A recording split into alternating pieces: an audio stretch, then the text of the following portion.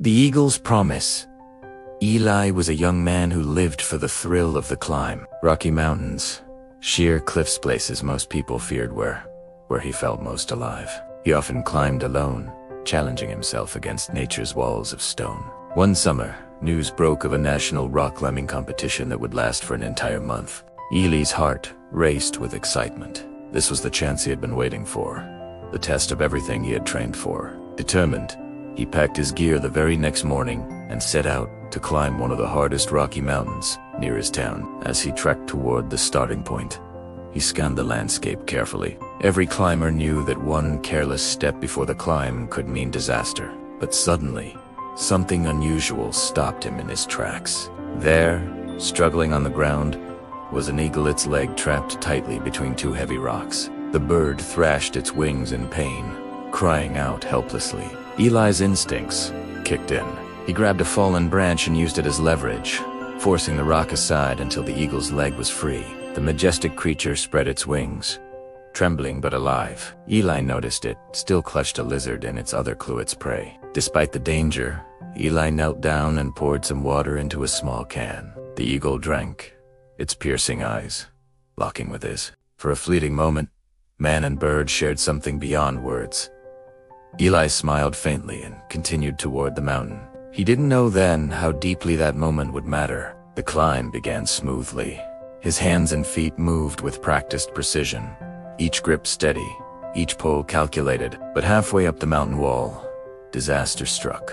His foot slipped. His body slammed against the cliff with a sickening thud. Pain shot through him, sharp and unforgiving. Though his rope saved him from falling, the impact left him injured and gasping for air.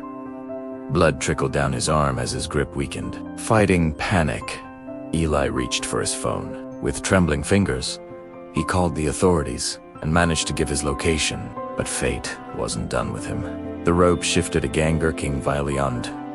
The phone slipped from his hands, vanishing into the abyss below. "No! No!" Eli shouted, his voice breaking. He cried for help, but his voice was swallowed by the vast emptiness around him. Alone, dangling, his body screaming in pain, fear took hold.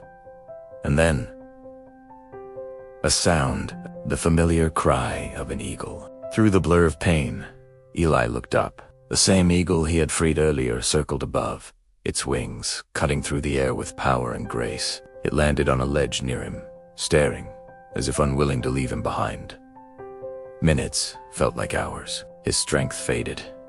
His vision darkened, and finally he slipped into unconsciousness.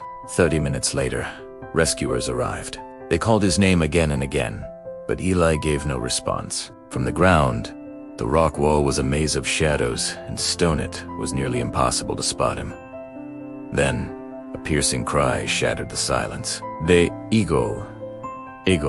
It circled above Eli's exact location, screaming, wings slicing through the air. The rescuers stopped, stunned by the bird's behavior. One of them followed its movements, scanning the cliff carefully. And then they saw him, Eli, hanging limp against the stone, seconds away from death. Guided by the eagle's call, the rescuers climbed with speed and precision. It took nearly an hour of grueling effort, but finally, they pulled him to safety. When Eli opened his eyes in the hospital, weak but alive, the rescuers told him the truth. "We would never have found you in time," one of them said, "if it weren't for the eagle." Tears welled in Eli's eyes. The memory of freeing the bird, of offering it water, came rushing back. His act of kindness had come full circle. The eagle had saved him. Weeks later, when his wounds had healed, Eli returned to the mountain. Carrying the same small can, he walked to the place where he had first freed the bird. At first, there was nothing but the sound of wind brushing the cliffs.